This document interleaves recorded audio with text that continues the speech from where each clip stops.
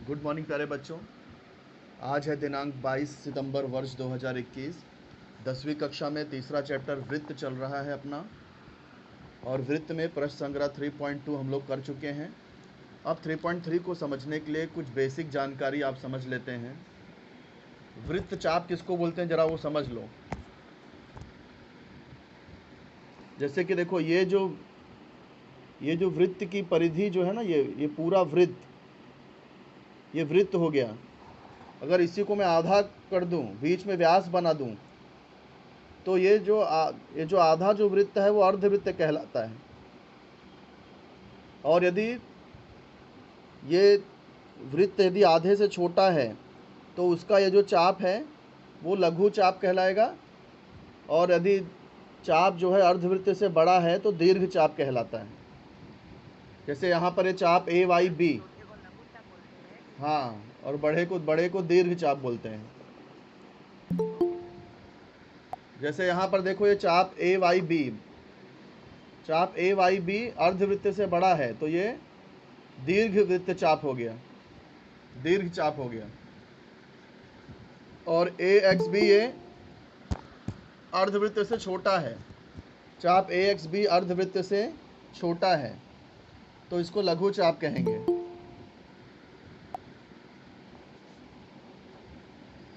बात समझे ना? अब केंद्रीय कोण किसको बोलते हैं? केंद्रीय कोण, जो केंद्र पर जो कोण बनता है उसको केंद्रीय कोण बोलते हैं। जैसे यहाँ केंद्र O है तो कोण ए ओ बी केंद्रीय कोण है।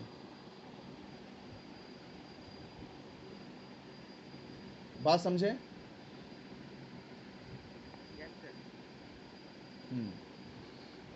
अब हम लोग चाप का माप समझ लेते हैं। चाप का माप कैसे लिखा जाता है, कैसे ज्ञात किया जाता है।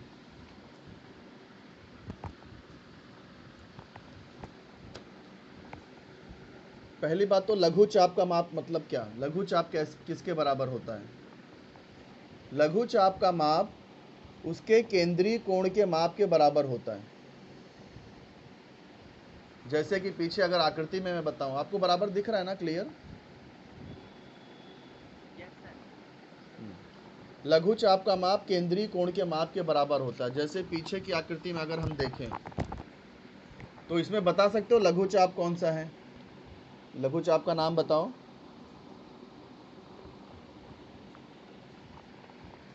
इस आकृति में लघु चाप का नाम बताओ।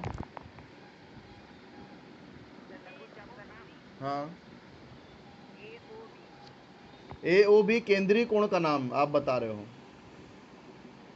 चाप, लघु चाप का नाम, हाँ, यस, चाप ए पी बी लघु चाप है।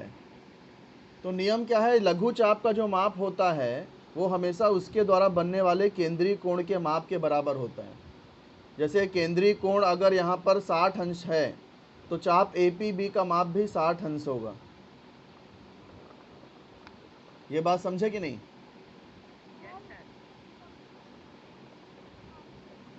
बेटा माइक बंद कर लो, डिस्टर्ब हो रहा है।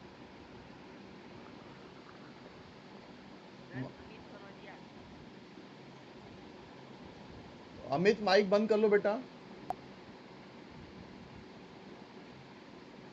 बंद हुआ कि उसका माइक? हाँ भी तो सबका माइक बंद है। चलो, हाँ, तो चाप ए पी बी लघु चाप है तो इसका माप हमेशा इसके द्वारा बनने वाले केंद्रीय कोण के माप के बराबर होगा। ऐसे ही ये पूरे वृत्त का जो माप होता है वो कितना होता है मालूम है आपको?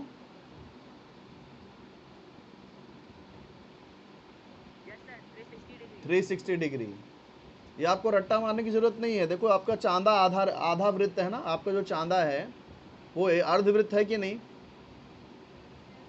उसका टोटल माप कितना रहता है चांदे में?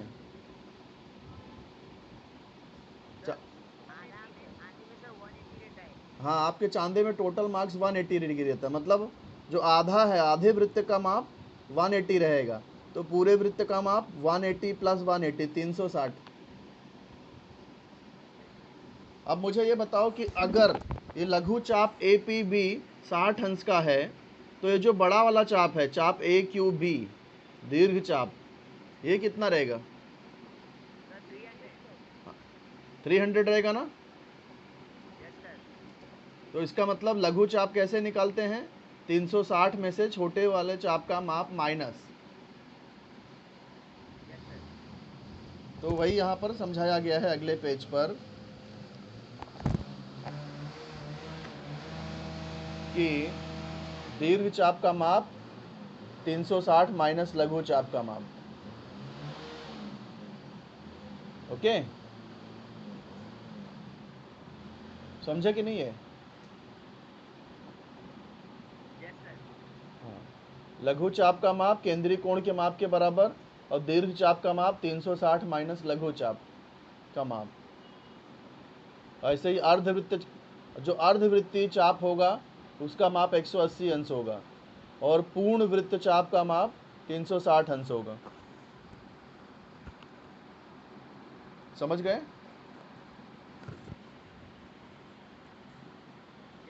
ओके, चलो आगे बढ़ते हैं। अब हम देखते हैं चाप की सर्वांग समता। दो चाप सर्वांगसम कब होंगे? तो जिन चापों के माप बराबर होंगे वो चाप सर्वांगसम होंगे। सही है कि नहीं?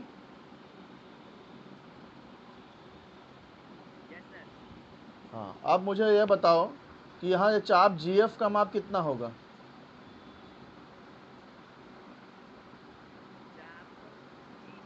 हाँ,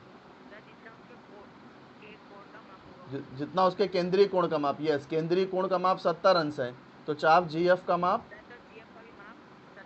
70 अंश होगा। ऐसे चाप डीई का माप कितना होगा?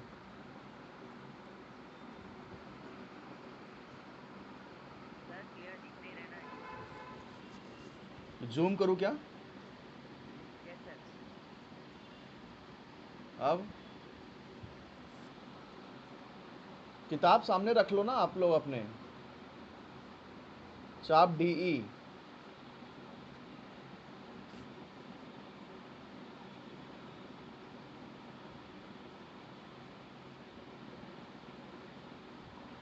अब दिख रहा है कि नहीं क्लियर? जल्दी बोलो बेटा, थोड़ा पढ़ा दूँ आज। हाँ, तो चाप डीई का केंद्रीय कोण 70 है, तो चाप डीई भी 70 रहेगा। फिर ऐसे ही देखो, ये चाप आई जे कितना रहेगा?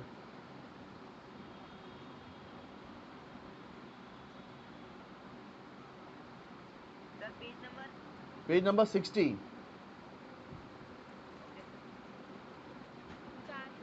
40 अंश रहेगा। तो मुझे बताओ कौन सा चाप यहाँ सर्वांगसम है?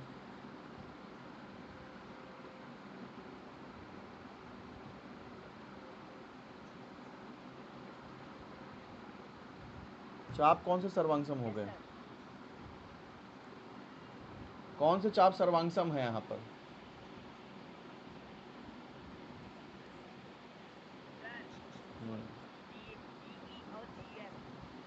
हाँ, चाप डीई और चाप जीएफ ये सर्वांगसम हो गए।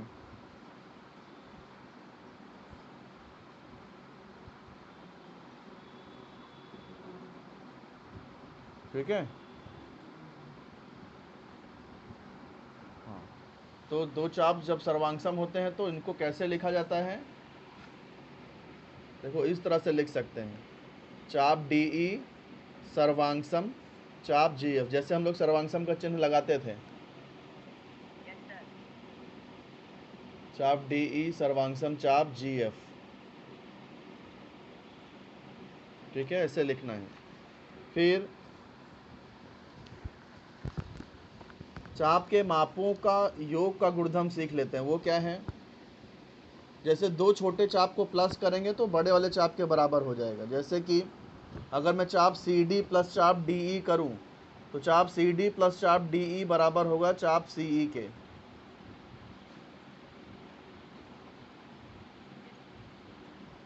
ऐसे ही ये चाप ए बी सी प्लस चाप सी डी ई करूँ, चाप ए बी सी प्लस चाप सी डी ई करूँ तो कौन सा चाप मिलना चाहिए?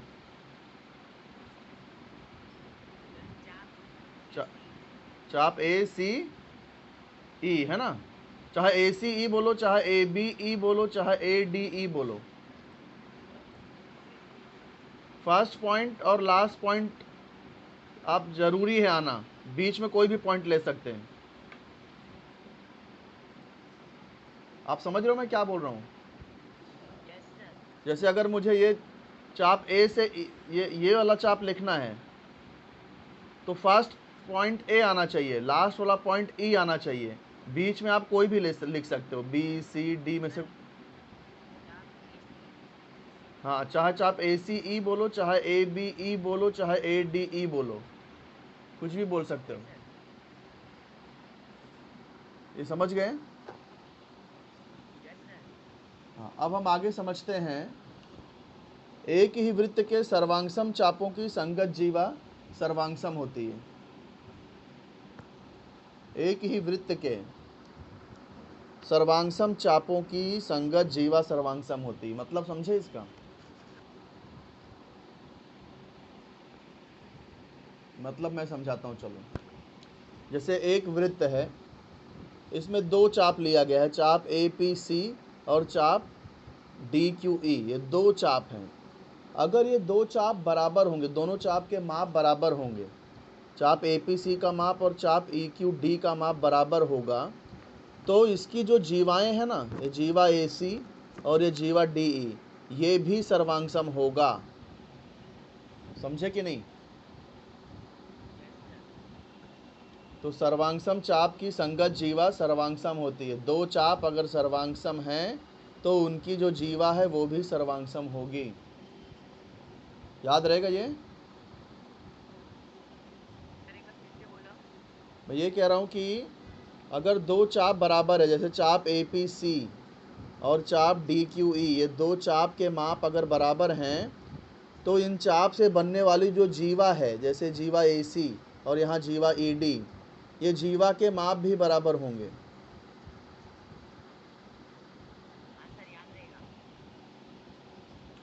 हाँ, याद रखना, कई सवालों में काम आने वाला है ये नियम।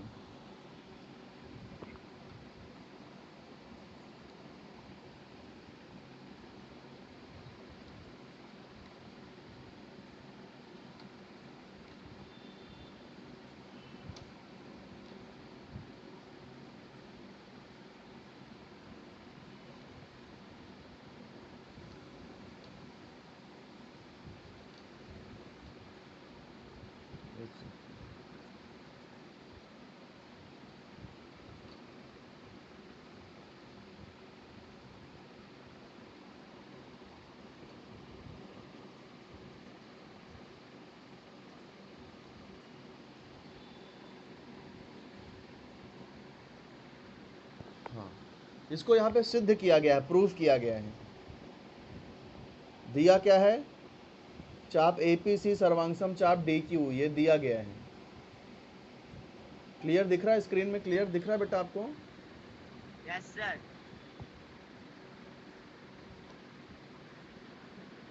एक सेकंड।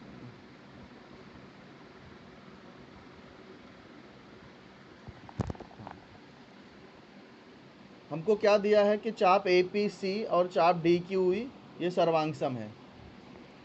तो सिद्ध क्या करना है? जीवा ए सी और जीवा डी ई ये भी सर्वांगसम होगा, ये साध्य है।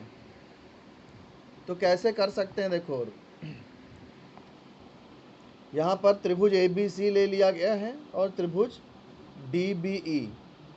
इसमें देखो भुजा ए बी और डी बी, ए बी और डी बी, इसकी भुजा ए बी और इसकी भुजा डी बी, ये सर्वांगसम है।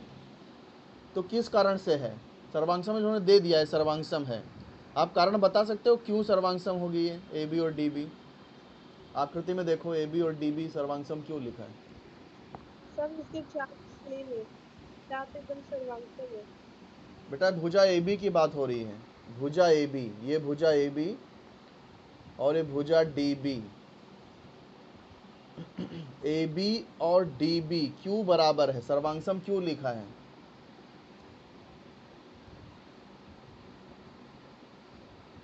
नहीं मालूम? सर क्योंकि वो एक वृत्त की त्रिभुज है ना। एक वृत्त की त्रिभुज नहीं, एक वृत्त की त्रिज्या। त्रिज्या सर, त्रिज्या। हाँ, किसने बोला ये? सर त्रिज्या। हाँ, सर विकास। वेरी गुड विकास। कल त्रिज्या के त्रिभुज, त्रिभुज आपने बोल दिया, त्रिज्या बोलना चाहिए था। हाँ सर, वो मुझसे गलती से निकल गया। हाँ ठीक है, कोई बात नहीं। तो एक ही वृत्त की त्रिज्या है बेटा वो, इसलिए बराबर है ना। सबको समझा कि नहीं क्यों बराबर है वो? Yes, sir. तो एक ही वृत्त की त्रिज्या है इसलिए बराबर है। ऐसी दूसरी भुजा कौन सी होगी?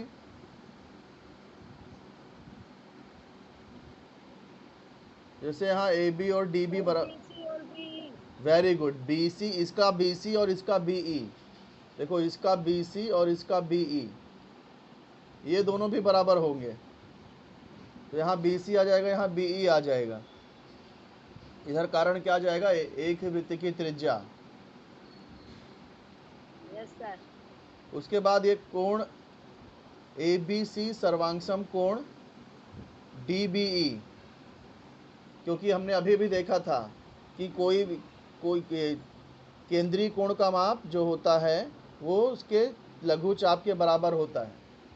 तो चाप ए पी सी का माप जितना होगा, कोण बी का माप भी उतना होगा। चाप ई क्यू डी का माप जितना होगा, यहाँ पर भी कोण बी का माप उतना होगा। तो जब ये दोनों चाप बराबर हैं तो ये दोनों केंद्रीय कोण भी बराबर होंगे कि नहीं? Yes, sir.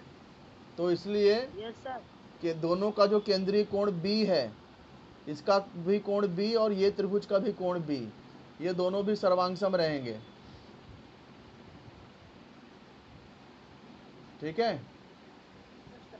इसका कारण क्या आएगा? सर्वांगसम चापों की परिभाषा।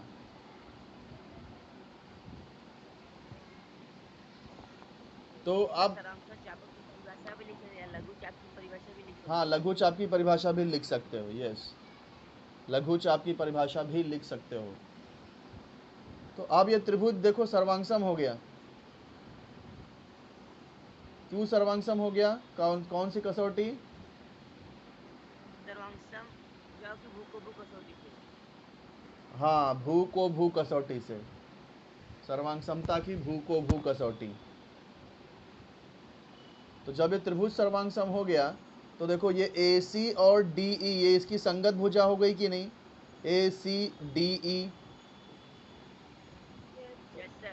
ए सी पहला और तीसरा, डी ई भी पहला और तीसरा ही है, तो संगत भुजाएं हैं ना। Yes, sir. तो इसलिए जीवा ए सी सर्वांगसम जीवा डी ई। इसका कारण क्या आएगा? सर्वांगसम त्रिभुजों की संगत भुजाएं। सर्वांगसम त्रिज्याओं की सर्वांगसम संगत त्रिभुज की कोण। संगत भुजाएं।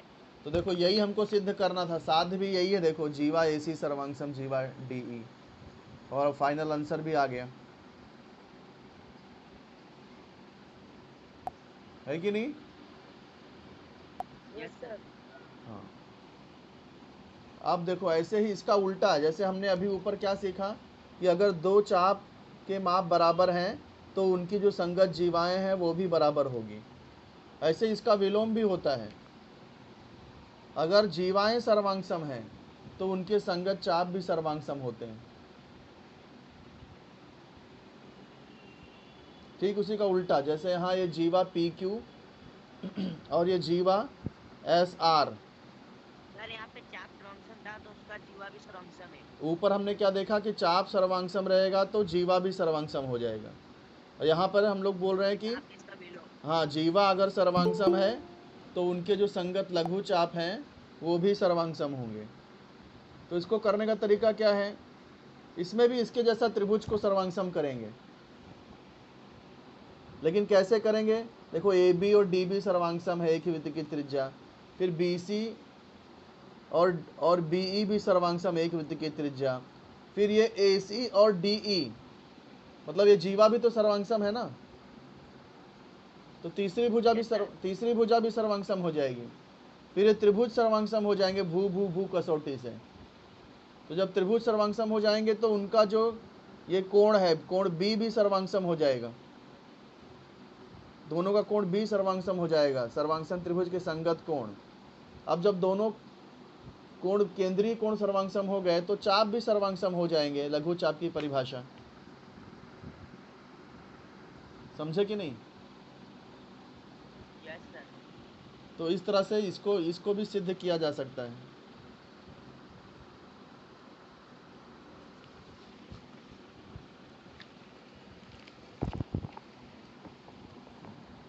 तो यहाँ पर ये जो नियम मैंने आपको बताया वो ध्यान रखना है बेटा। उदाहरण एक जरा हम सही देख लेते हैं। उदाहरण एक, ओ केंद्र वाले वृत्त में ए बी सी 3 बिंदु है। ए बी सी 3 बिंदु है। इन 3 बिंदुओं से बनने वाले सभी चाप के नाम लिखो। तो कौन कौन से चाप लिख सकते हो? चाप ए बी लिख सकते हो, और कौन से चाप? BC, चाप बी सी लिख सकते हो, फिर चाप चाप AC, ए सी लिख सकते हो, और सर बस 3 बिंदु ले लो। चाप ए बी सी भी तो लिख सकते हैं, हाँ यस सर, चाप ए सी बी भी लिख सकते हैं। Yes sir. सर चाप BCA भी लिख सकते हैं, चाप BA, हाँ, चाप बी सी ए भी लिख सकते हैं, चाप बी ए सी भी लिख सकते हैं। तो ऐसे कई सारे चाप बन जाएंगे। ठीक है, ACBB चाप ए सी बी, यस। फिर क्या बोला? देखो, बी चाप बी सी और चाप ए बी के माप 110 और 125 है। चाप बी सी, ये चाप बी सी और दूसरा चाप ए बी। चाप बी सी का माप 110 है। ये जो क्रमशः शब्द का मतलब जानते हो? क्रमशः का मतलब क्या होता है? क्रमशः मतलब क्रम से, जो पहले लिखा है उसका माप पहला, दूसरे वाले का माप दूसरा। यस सर, क्रमशः का मतलब ये होता है। तो बी सी का माप 110 और ए बी का माप 125। तो शेष माप लिखने हैं। सर जब चाप ABC का माप 235 होगा। हाँ, चाप ए बी सी को जोड़ देंगे तो 110 प्लस 125 हो जाएगा, 135 डिग्री हो जाएगा। चाप ए 135 चाप ए सी का माप कैसे निकालोगे? सर चाप AC का माप, हाँ, सर सर ABC में से माइनस BC कर देंगे। ए बी सी में से अगर आप बी सी माइनस करोगे तो चाप ए बी मिलेगा ना। सर पूरे वृत्त की तो, सर पूरे वृत्त का माप तो 360 डिग्री होता है ना, हाँ, तो सर उसमें से माइनस ABC कर देंगे। Very good, yes. तो पूरे वृत्त का माप 360 होता है। तो 360 में से अगर आप ए बी माइनस करोगे तो आपको चाप ए सी बी मिल जाएगा। 360 में से अगर आप बी सी का माप माइनस कर दो तो चाप बी ए सी मिल जाएगा। ऐसे ही 360 में से अगर ये पूरा चाप ए बी सी का माप माइनस कर दो तो चाप ए सी मिल जाएगा। समझ गए कि नहीं? यस सर, यस सर तो देखो, यहाँ सबसे पहले चाप ए बी सी का माप निकाला है। चाप ए बी सी का माप कैसे निकालेंगे? चाप A B plus B C. तो यहाँ देखो ऐसे ही किया है। चाप ए बी सी का माप, चाप ए बी का माप प्लस चाप बी सी का माप। तो 125 प्लस 110 235 आ गया। उसके बाद में जब ये माप 235 आ गया तो ए सी निकाल सकते हैं ना। 360 में से 235 माइनस कर देंगे। यस सर, तो देखो, चाप ए सी का माप कैसे निकाला है? 360 माइनस चाप ए सी बी का माप। तो 360 माइनस 235 125 डिग्री आ गया। ऐसे ही चाप ए सी बी का माप, चाप ए सी बी का माप कैसे निकालेंगे? चाप ए सी बी का माप, 360 माइनस 125, हाँ, 360 में से ए बी को माइनस कर देंगे। तो 360 में से ए बी का माप माइनस कर देंगे। ए बी 125 था तो माइनस हो गया। ऐसे ही चाप बी ए सी का माप निकालना है तो 110 को माइनस कर देंगे। समझ गए ये? Yes sir. यस सर और टाइम हो गया, आपका अटेंडेंस भी लेना था। फटाफट अटेंडेंस बोल दो तो जल्दी मैं ले लेता हूँ। चलो, कितने लोग हैं टोटल? पहले ये सर बता, अपनी ले लो चलेगा। टोटल कितने लोग हैं? हो गया सर 20, 20 लोग हैं। चलो, आदेश तिवारी, जल्दी बोलो। Aadesh Tiwari, Vaishnavi Tiwari, Vaishnav Tiwari, Aman Prajapati, Aman Prajapati, Amit Kanaujia, Abhay Kanhaiya, Ashish Yadav, Ashish Yadav, Darshan Sharma, Divya Gupta, Brajesh Sharma, Vijay Sharma, Gunjan Jaiswal, Harichand Prajapati, Radha Prajapati, Karan Bhati, Karan Bati sir. Mahesh Kanaujia, Vikas Kanaujia. Neha Prajapati, yes sir. Pal Nidhi, Prachi Vishwakarma, Prachi Vishwakarma. Prakash Chaurasia, Shweta Chaurasia. Rahul Vishwakarma, Sadab Shaikh, Shivam Yadav,